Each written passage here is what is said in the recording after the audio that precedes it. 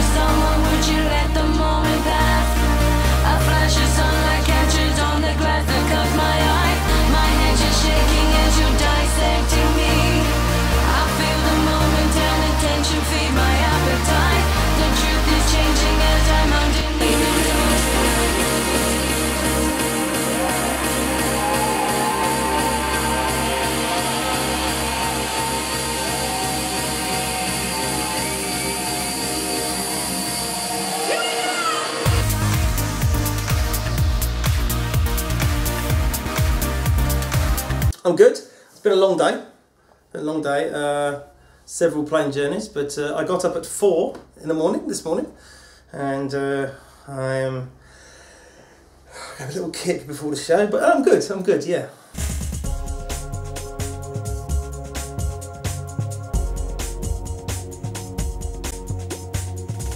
Yeah, kind of. I mean, when we did the best of, it was like it's kind of like drawing a line underneath everything you've achieved so far and done, and then kind of taking stock and then moving on. So I could see where people thought, yes, that was possibly the end, but it was never the case really. In a certain way, it's almost like best of volume 1, because there's a lot of stuff which we didn't put on there, which we could put on another one, you know. But also, you know, kind of when we were compiling it, you know, and you go back and you listen to everything that you've done over like a 15-year period, it kind of, you think about what you want to do next, and some of the things that we did on Giants were a reaction to kind of compiling that, because Giants was kind of like one foot in the past, one foot in the future, you know. It was kind of a bit of both, you know.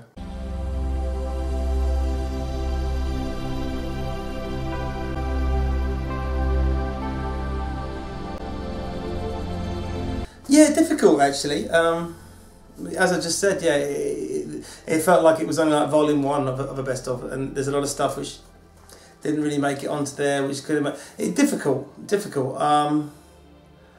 Because how long have you got? You know, I guess, you know, eventually we'll probably do a complete anthology of all the tracks, all the mixes, the whole thing, like maybe some huge box set, you know. You can't please all the people all the time, and there might be a couple of tracks on there which maybe I would do differently, but, you know, hindsight's a wonderful thing, and you know, but, you know, it did really well, and I think it reintroduced a lot of people to Chicane and reminded everyone what we were doing, you know, and it served as a launch pad for where we're taking the project now, you know.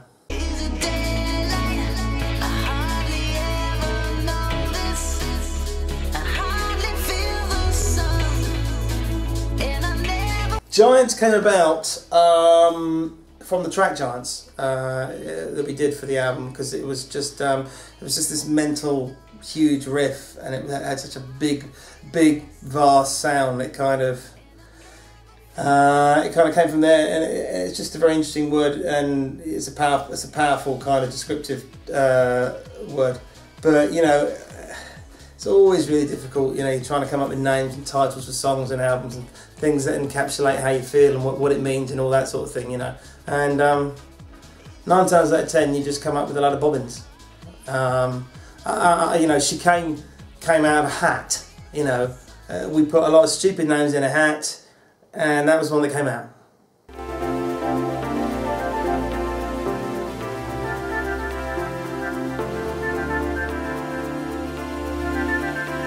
Yeah, Barefoot's very cool. Very difficult. Very difficult to choose favourites. The 2 tracks I did with Blondine, who was singing, they're pretty special. I don't know, you know. They're all different. In fact, I haven't answered the question at all, have I?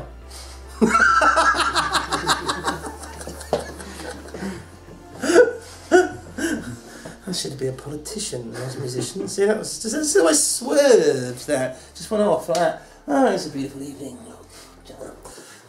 Next question. And here's where I wait, counting hours and the days I can't. Part 1 is probably one of my favourites of the album. I'm now answering a different question to the one you just answered me. Yeah, that was kind of weird because that started life of this as this massive piece.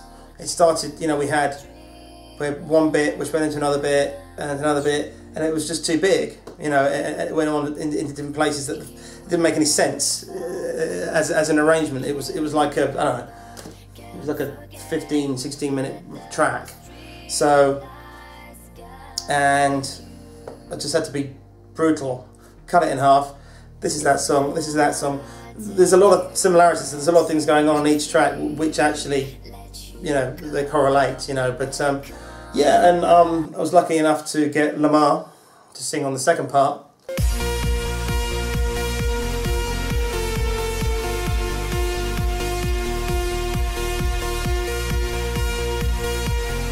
I don't know. It might appear on the site as a free track soon, so keep your eyes peeled. There's a lot of mixes. I mean, as I was saying earlier, I think at some point I'm going to have to do like a compilation of all the mixes, maybe, or a huge anthology of everything I've ever done all together and put it all together, because there's quite a few stuff that hasn't been released, you know.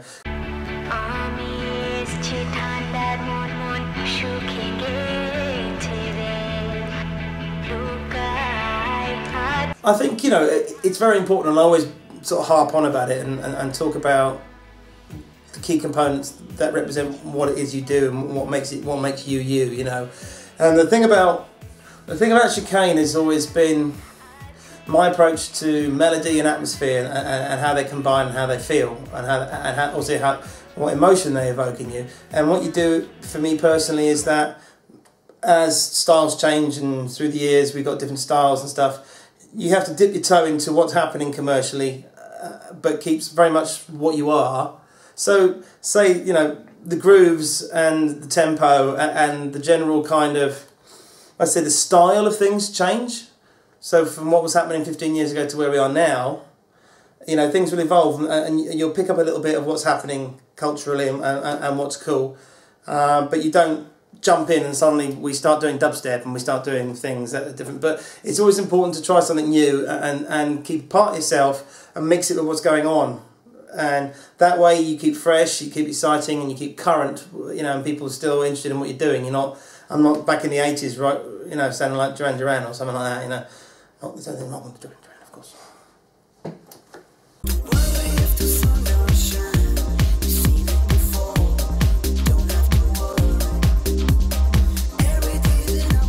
No, I'm fairly satisfied. I mean, you know, some things are trial and error, you know.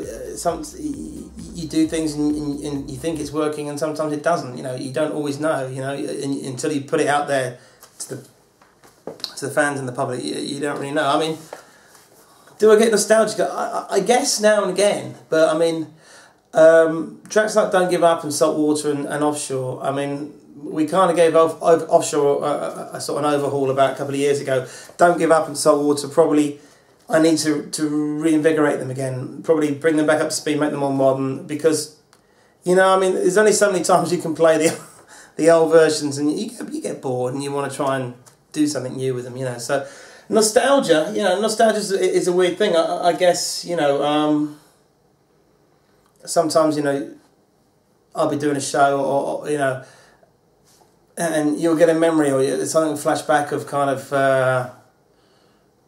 where you were when that record meant something. It was really important to you, and I don't know, your moods change all the time, so it's really hard to say. But yeah, I suppose I am nostalgic, you know, and it's very hard to think that, you know, I've been doing it for 15 years or something, you know, and it's like I'm now like the grandfather of dance music or something ridiculous like that.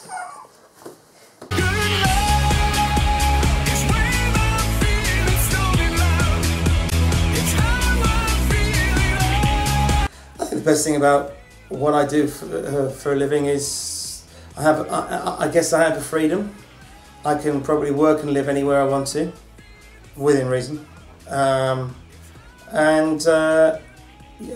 it's exciting. You know, there's a lot of challenges. The music business seems to get tougher and harder and more difficult, and opportunities seem smaller. So, you know, there's no room for second place. You know, the pressure's on to a certain degree. I kind of thrive on that. You know, that doesn't really bother me. You know, I run my own record company, and you know, I feel that I'm the master of my own destiny. You know, rather than being signed to a record company and hoping things are going to work for you. You know, because it's a very old-fashioned route. You know, these days. You know, things are changing. So I mean, I'm lucky. You know, I'm lucky. I've had a skill and a talent to exploit and make a living out of. You know, not everyone is like that, so I feel fortunate. You know.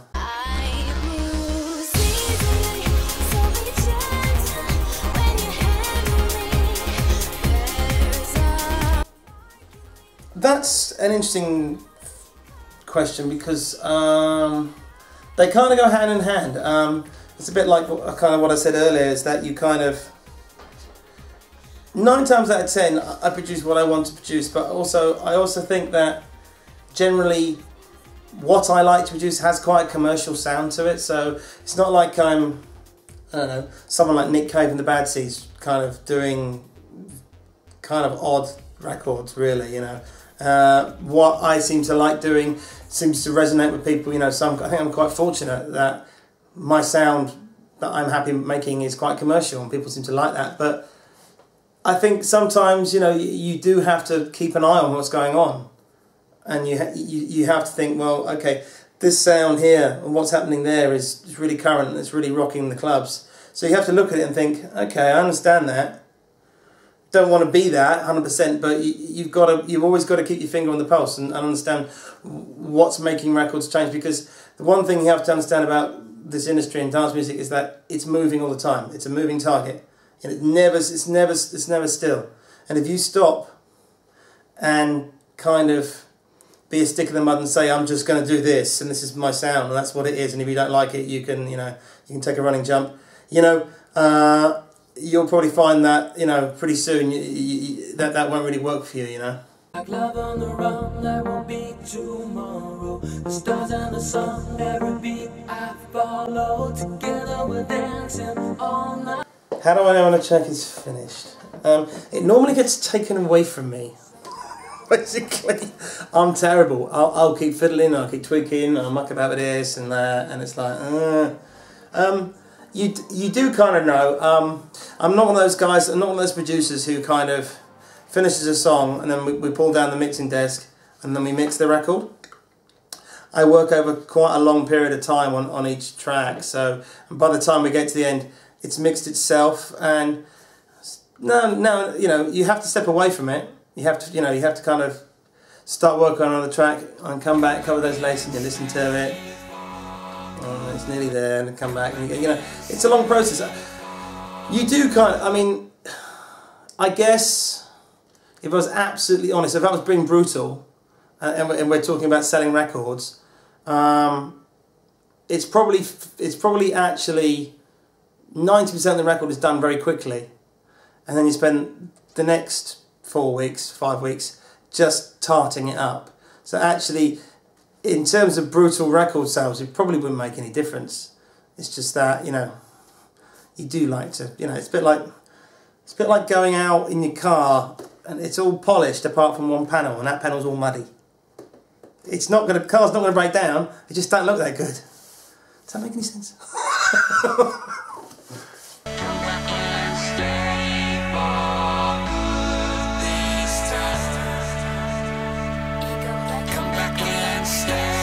I find myself just watching stuff I wouldn't watch, listening to stuff you wouldn't necessarily, you know, you're always a musical sponge, you know, and you'll pick up on something that you just don't expect, and 9 times out of 10 what I try to do is chicane. You know, when I pulled in people like Bryan Adams and Tom Jones, they're out of their element and they're not meant to be expected to be doing dance music, and sometimes that's when it works. So like, you know, I'll hear something which will be maybe on a on a nappy advert or for something for a toothbrush, and I'll just go, oh, that chord change is really good, or I'll be watching a film and you'll hear something. You know, you kind of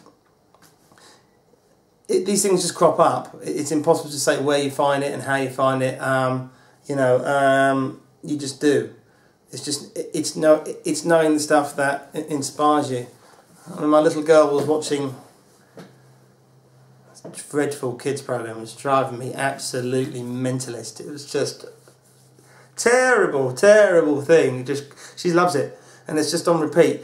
But it's this one section, beautiful little chord sequence and something, and then you just go, oh, okay, I understand that. I feel that.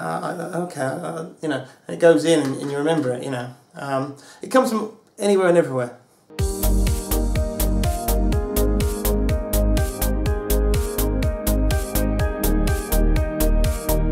Let me put this bluntly. I have to work harder, faster, quicker, and sleep less.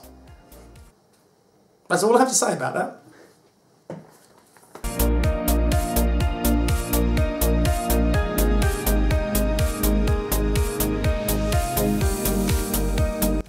I tend to send stuff to my dad, who will go kind of mental probably, and tell me I sound like Prokofiev, or some peculiar, weird composer that he's been listening to recently. Tend to test it on my mates, you know. So, you know, my mate Phil, who runs a restaurant, I'll bounce stuff off him, and various people, you know, get to hear it, you know.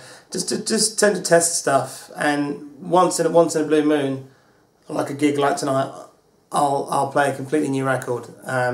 Just see what happens, you know.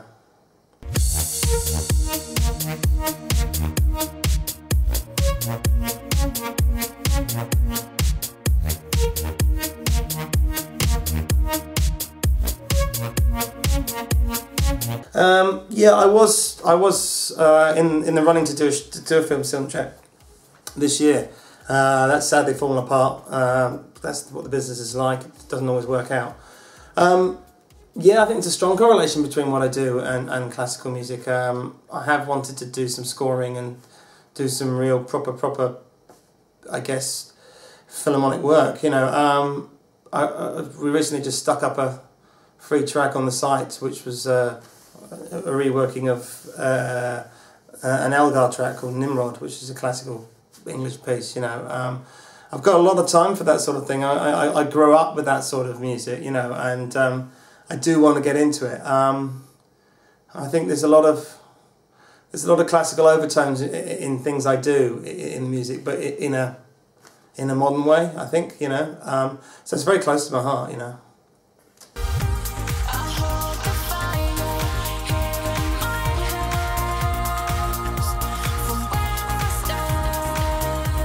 They can be, yeah. I'll pull in Simon on guitar, or Tash has sung stuff from the last album, and various people, yeah. I mean, 9 times out of 10, it's me in the studio doing it, but when I need them, yeah, definitely, you know, I'll pull them in. But, you know, I mean, chicane is a peculiar thing, and it's quite hard for people to get their heads around it, because it's also a band, it's me, it's kind of a nebula thing. I work with different artists, so it's never just like if you think of U2, it's 4 guys, you know exactly what you know what you're getting. You never really quite know what you're getting with me, really, to be honest.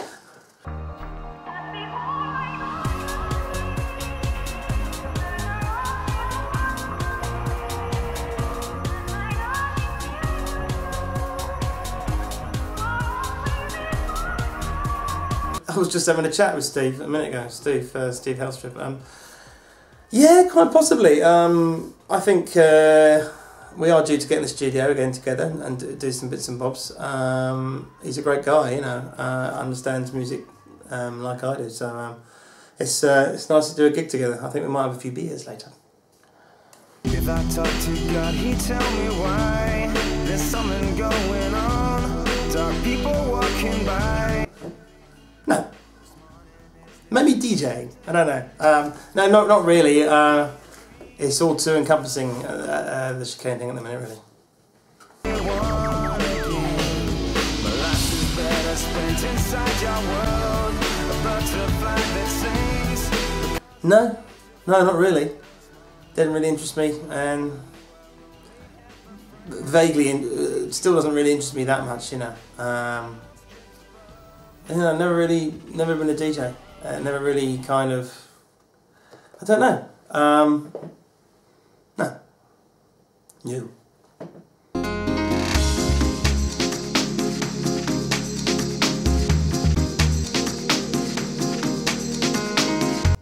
You don't, but sometimes when you're playing live,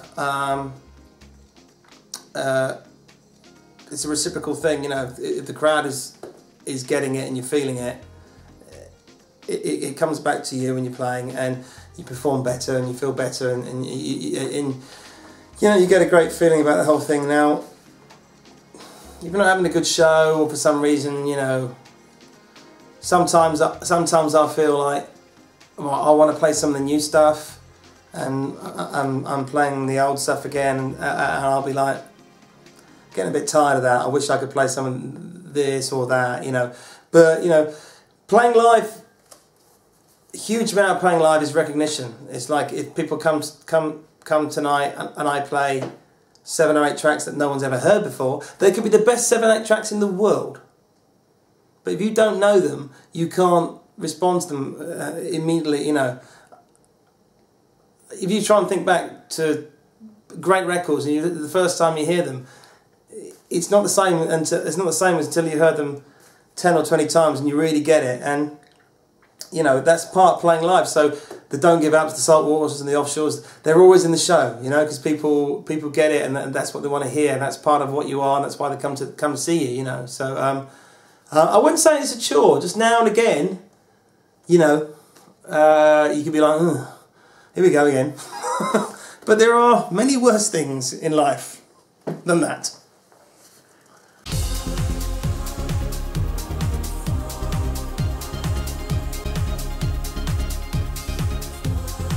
Probably going to be one of the down tempo pieces. Possibly one of the tracks like Titles or Early, or one of the pieces. I think one of the more moving pieces, possibly, you know.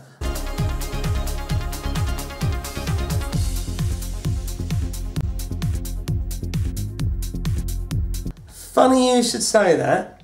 I'm about to pluck someone out of obscurity, and we might be seeing one of his remixes on the website very shortly. So I wouldn't say it's a competition, but something's just happening in the last couple of days that I'm doing, which is kind of interesting.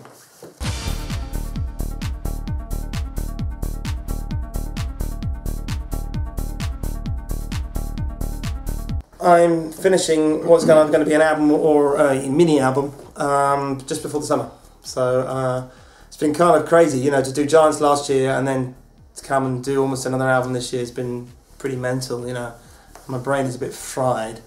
There's lots of trips, you know. I'm off to Taipei, Manila, Dubai, all over the place, you know, really, you know, Budapest, and lots of stuff happening. So very, very busy. It's finding it very hard to finish everything, you know, not to mention changing nappies and all that as well.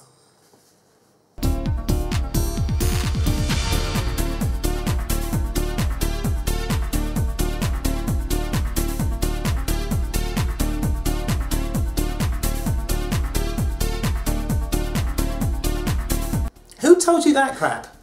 Yes. You've been fishing in the wrong place, son. Sadly, yes, I can remember being, I don't know, 6 or 7, and my mother dragging me to ballet classes. Apparently I cried on the way, all the way through, on the way home.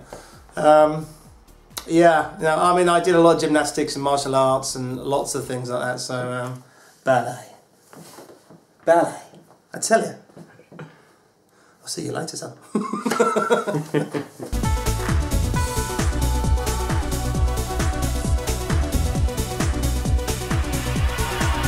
We've got the new website, and there's lots of things coming with the new website. There's going to be a new remix app, where each month I'm going to supply parts of Chicane Records that you can then chop about the beats and bits of vocal, and you can actually do your own little remixes. There's also going to be some more new parts of the website. We're going to have a rather hilarious outtakes section where you'll see all the things that you shouldn't have seen.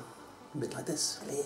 And also, yeah, I mean, just gearing up for another sort of album or a mini album for the summer, and just the machine rolls on. You know, more shows. Looking forward to playing Creamfields, which is going to be a big festival, obviously back home. We're playing the main stage there, so that's going to be great. Yeah, you know, upwards and onwards, really. Keep buying the records. Keep buying the records. Keep buying the records, please.